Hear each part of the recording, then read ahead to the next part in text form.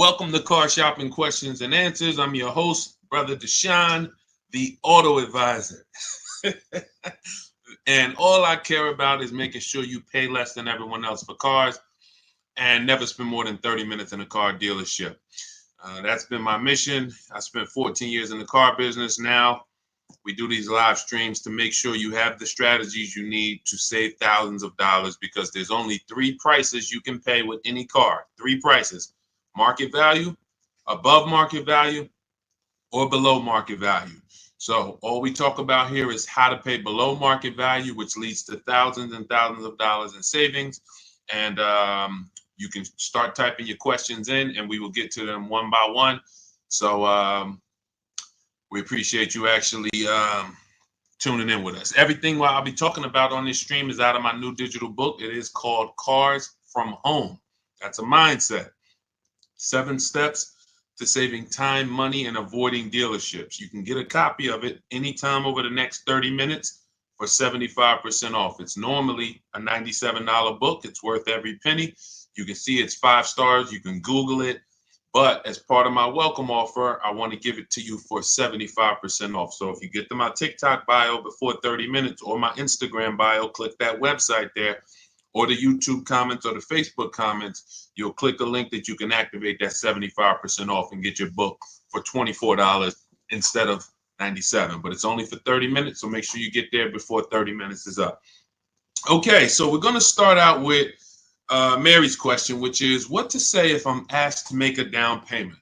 First thing you have to realize is down payments are not mandatory, and in all but 2 cases, they're unnecessary.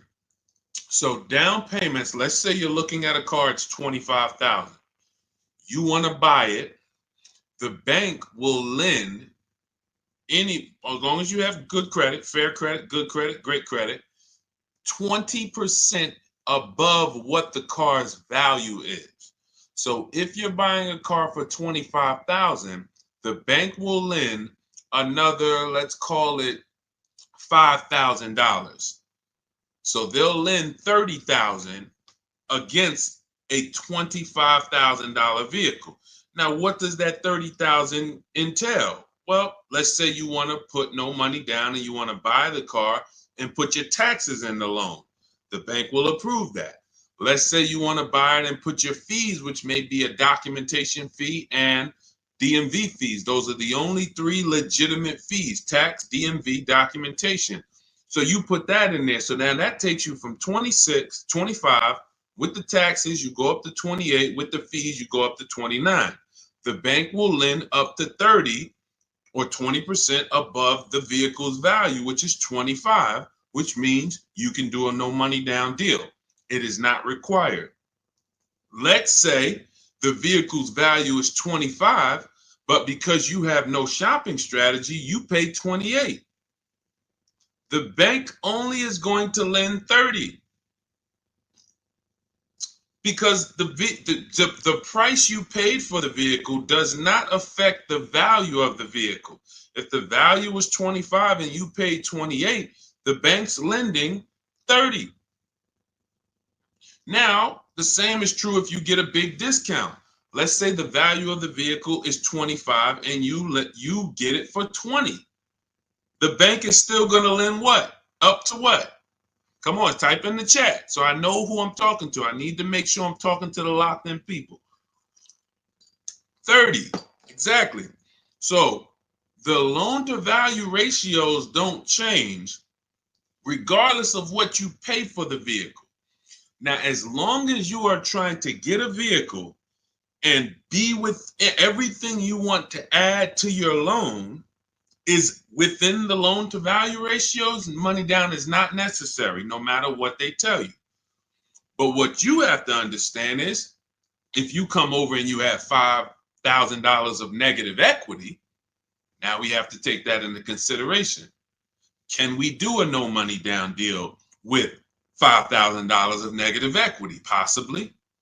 It's going to go back to 20% above what the vehicle's value is. So you heard, oh, maybe I get a discount, get me a nice deal, below market deal, knock $3,000-4,000 off. and I can bring over more negative equity. But the only two people who cannot do these no money down deals, and more than the majority of it, is the negative equity people, because you just have too much baggage you're bringing over. And then if your credit is too bad, where you're trying to finance everything, but even with credit being bad, they're normally just charging you a higher interest rate. They're not usually, sometimes you'll see a lower loan to value ratio, but typically the 20% is going to be customary. So it's really the negative equity that stops people from doing no money down deals in most cases. When I was at Mercedes, some of you know I worked for Mercedes for 5 years. People with 800 scores would leave with no car, negative equity. So if you have a lot of negative equity, your goal is to find a car that you can get a huge discount off of, something like, $7,000, $10,000. Even if you look at somebody like Tiffany bought her Mazda using our strategies, using the strategies in my book. She got $6,530 off. Now that's a $44,000 vehicle. So if she had $6,000 of negative equity to bring over, she could do it, because she got a $6,500 discount off the car she was buying. So this is the basis for understanding no money down, Mary. And a key is for you to understand you need to be shopping for the price of your vehicle. The vehicle you're going to buy, you should be shopping for that with an out the door price, not with a loan. So let's say you are like, I want to buy a Hyundai Elantra. You should target whatever Hyundai Elantra you want, get the equipment, and then get a bunch of offers to see who's going to give you the biggest discount, because they're not all the same. They're very different. This isn't the Apple store. You can go to the Apple store in California, the iPhone's the same as the one in Florida. You go to a Hyundai dealership in Bay Ridge, Brooklyn, it's an entirely different price from, Inglewood, New Jersey. A total different price than, Metuchen, New Jersey. They're all different. And that's what you have to understand. When you're shopping for your vehicle, you're shopping for the dealer who's going to sell you the car at the best price. You will handle your financing, your down payment, your interest rates in a separate process. You don't want to mix those two. Okay? That's a good start for you understanding that you should not be in a position where they're telling you make a down payment, unless you put yourself in that position. You follow what I just talked about over the last three minutes, then you should not be in that position. You should understand when a down payment is not necessary. And almost anyone can do these deals with no down payment. Go ahead, Dolan. Let's shoot the next one up. Keep typing your questions. We'll keep getting to them. What's up, Josh? Thank you for liking the video. I see you. Thank you, Bianca. Welcome to the people who are shared. Malik, 621, thank you for sharing. Shout out to the sharers. I see you. It does not go unnoticed. I appreciate everybody who shares, hit that share button, and sends this broadcast to some other people. I appreciate you. All right, AG, car shopping for a used Tesla X, how to save or haggle. There's two types of used car dealerships. When I worked at Mercedes, the first Mercedes-Benz dealership I worked at, big markups, wants to negotiate. Big markups. $7,000, $10,000 markups, very exclusive cars in the particular case. But even if they didn't, they didn't have to have Mercedes. There's other dealerships that do this. They're going to leave themselves big markup, and then they're going to say, hey, let's negotiate. This is also for dealers who get a lot of traffic walk-ins. They're either on a highway. They know that we're going to get 50 people on a Saturday to walk in, so they can charge. They put these prices up. And they're not trying to really sell them online. They're trying to sell them to the unsuspecting locals. Now, different dealership says, I'm only going to mark my cars up $1,500 because I want to sell a lot of them. This is an entirely different model, different mindset, different process. Where you will get in trouble is when you're talking to a dealer, or you're about to buy, you're trying to buy from a dealer that has the $1,500 markup, has already priced their car better than anyone, and you're trying to get $2,000 off because you think you're talking to the markup dealers. That's when you end up losing. So how do we know the difference? We use a process. In my book, I have a process called the multiple marketplace strategy, where we have all the marketplaces open where used cars are. if a used car is not on a website, you should not be talking about. You shouldn't be talking to anyone about it. If you can't find a vehicle on a website, a public marketplace, where every dealer wants to sell their cars, do not negotiate on these cars because they can make up prices. Let's say if it was on a website, it'd be 26. You come in, you're like, hey, I like that blue car. Hey, how much y'all asking for it? What's to stop them from saying, hey, yeah, it's not on the website yet. We're going to be asking 29. And then you're like, oh, that sounds kind of high. Well, what did you think? I'm trying to get to like 24. Now, meanwhile, if you'd have sold for 26, you probably would have, asked for, but because you think he's asking 29, now he could talk you down to 26 and you think you got a good deal. Meanwhile, the price they should have listed it for was 26 to begin with. So that's why it's a dangerous, unwinnable game to ever negotiate with a used car that you can't find on a marketplace, public, because that's where their competition is. So we're going back to our system. We're opening up all the marketplaces, CarMax, Carvana, Driveway, eBay Motors, Cars.com, Auto Trader, Car Gurus, and Carfax. 8 marketplaces. Now, all of these marketplaces have different cars. And sometimes you will see a marketplace that has a car here for 34, but the same car is on another marketplace for 32 because they lowered the price. But because you only look at Car Gurus and you're not looking at Carfax, you didn't see that when they lowered the price, this website updates faster than this one. So that's why we're on 8 marketplaces. And then we're narrowing it down based on the first thing you need to do is look at assess the market, I call it. In my book, in my multiple marketplace strategy, this is called assessing the market. What's the low prices? What's the high prices? Where the low side at? Low side is around 22. Okay, I see that. Now, the 22s are going to be garbage cars, accidents, frame damage, title messed up. But every now and then you see one for 22.5, 23, and it has a good Carfax and it has good service record, but it may not be the color you want. So now that has already set the market for you. I want it black, but I see a white one here. It has everything I want, but it's not the color. That means the low side of the market for that car is that. That's assessing the market. So now we're trying to find a vehicle there because, again, there's 3 prices that you can pay for any car. Market value, that's what negotiators pay. Above market value, that's what people who don't negotiate, can't negotiate, don't like negotiating pay. And then you got below market value, which is what people who use competitive bidding and put dealers against each other pay. Now, when we look at these low market, now we're trying to see, do we wait for a vehicle to pop up and can we screen down a couple vehicles to get to a top 3 or top 5 best choices? Once we do that, those are the vehicles, AJ, that we're going to see if we can make a final deal on, because they're already at the low side of the market. So what's going to happen? Either they're at the low side of the market and you're dealing with a dealer like the first Mercedes deal I worked up, meaning they're not going to sell the car for that price. They're going to try to mark up prep fees and marketing fees and all types of bogus fees, but they want you to come in first. They're not going to put that online.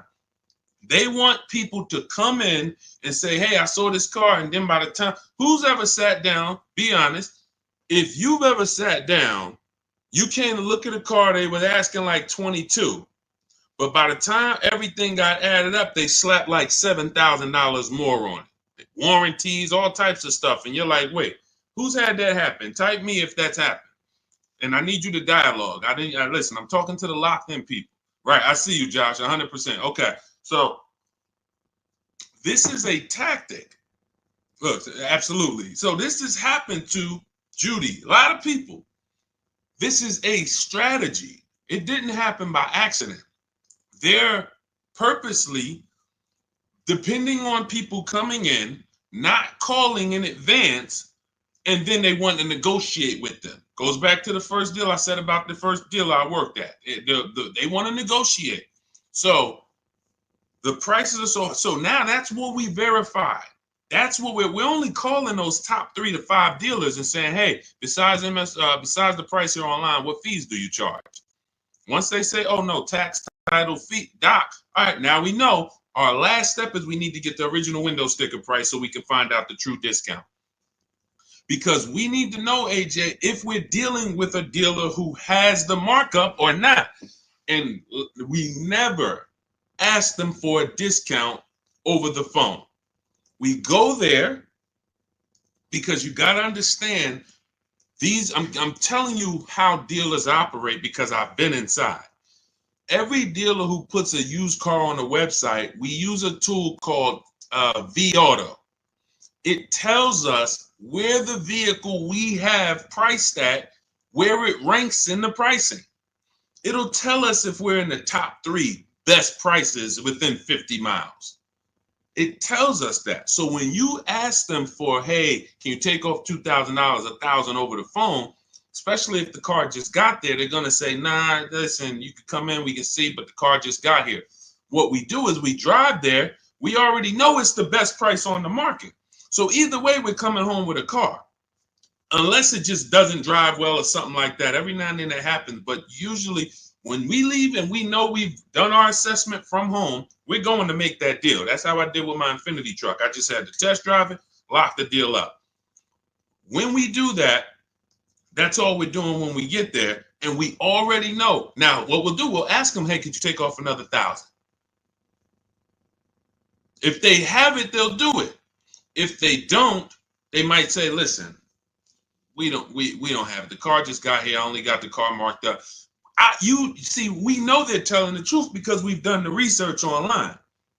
So now you know if you're programmed to only, hey, if I don't get 2,000 off, 3,000 off, then I can't buy it. And you're going to miss the dealers who want to, they literally put their cars online. They want them going in 24, 48 hours. They make sure they're the best price, and they sell lots of used cars. You go in there trying to get 2,000, 3,000 off from them, you're missing opportunities. That's how it goes. Okay, this is all, that's all part of my multiple marketplace strategy. It's in my new digital book. It's called Cars from Home, 7 Steps to Saving Time, Money, and Avoiding Dealerships. As part of my welcome offer, you can get your copy for 75% off, but it's only for 30 minutes. So you go to my TikTok bio or my Instagram bio, the YouTube comments, or the Facebook comments. You won't pay the normal $97 price, but it's only for 30 minutes. And then you'll have everything we'll be talking about on the stream step by step. Go ahead, Dolan. Next question.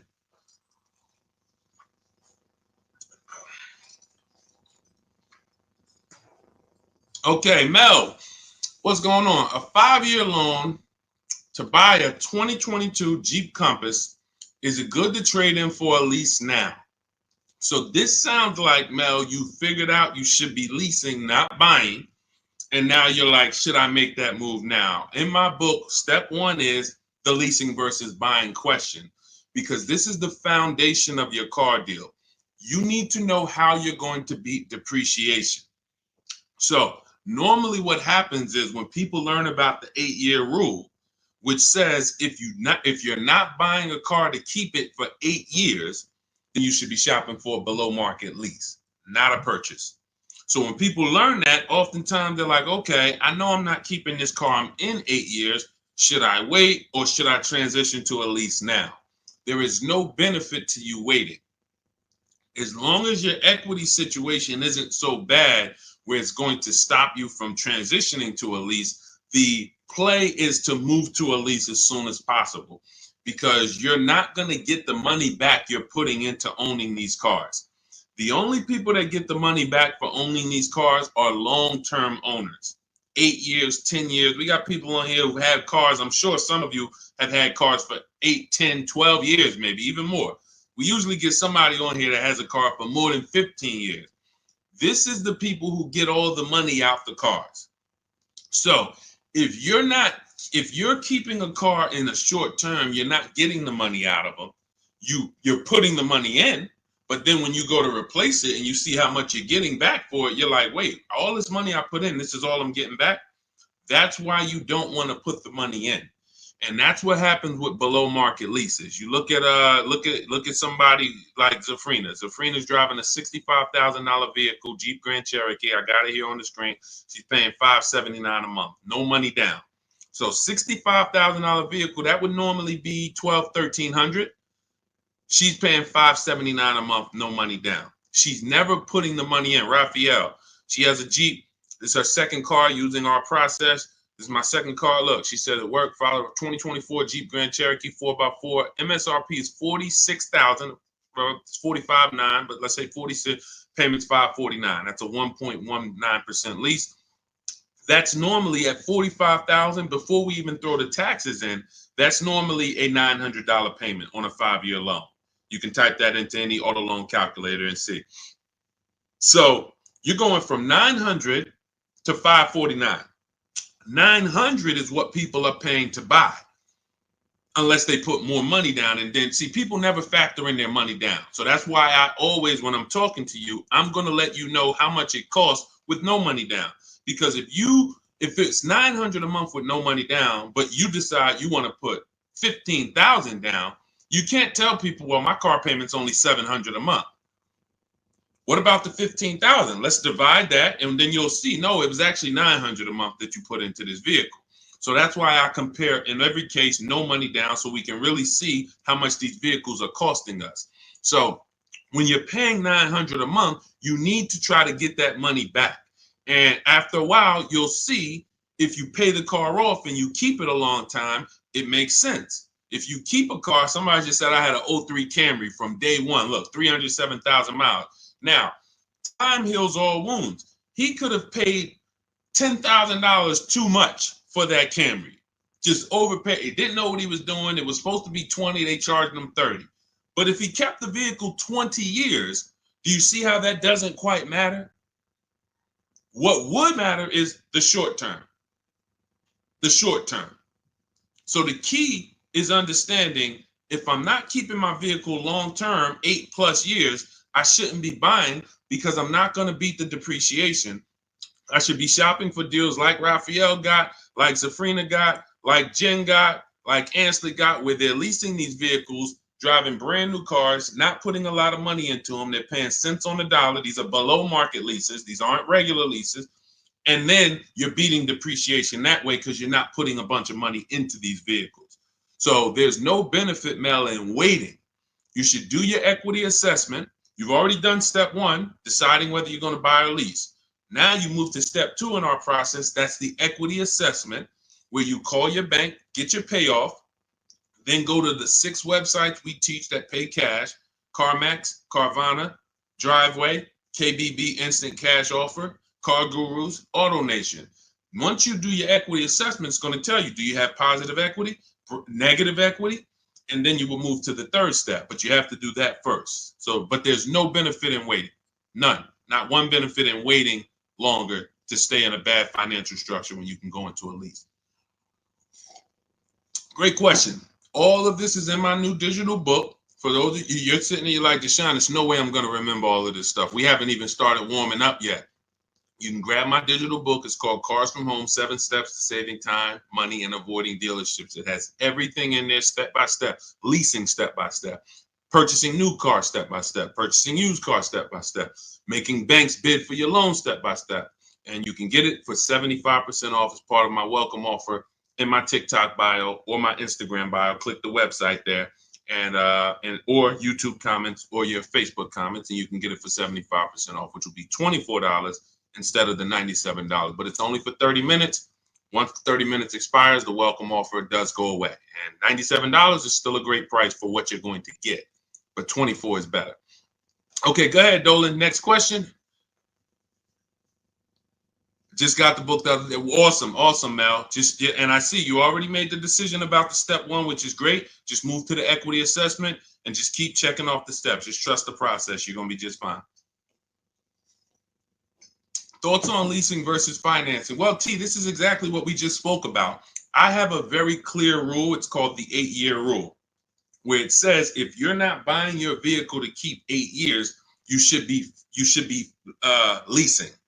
And not just getting any lease, you need to get a below market lease, because some people will tell you leasing, this is when you know it's bad. When a dealer tells you leasing is the same price as buying, you're dealing with an 80% dealer, which means they are going to charge you a lot of money. And that lot of money is trying to discourage you from leasing, but that's not what a lease deal would be if you shopped around. So look at Ansley. Ansley has a 2024 Infiniti QX60. It's a $58,000 vehicle. He got it for $554 a month. Only first month's payment down. I want you to pay attention to these details. We're not putting money down to get to these payments. These are what is called 1% leases, or anything below 1.5 we consider a good deal. Anything below 1% we consider it a steal. So it's a steal, it's a deal. And over 1%, over 1.5%, I say in my book, it's time to chill. We don't lease those. We don't sign those leases. They're bad lease deals. But look at Jen. Jen pays $512 a month. Now, normally these vehicles that they're buying would be $300 to $400 more per month if they bought them. So when you take somebody like Danielle's Audi. It's a $45,000 Audi, 44 and change. If she bought that vehicle, she's looking at a $900 a month payment, no money down, 5 years. She's leasing it, no money down, $550. So she's paying, call it almost $400 less per month, because we didn't even put the taxes into the price of the vehicle. So if we put taxes into that MSRP, then it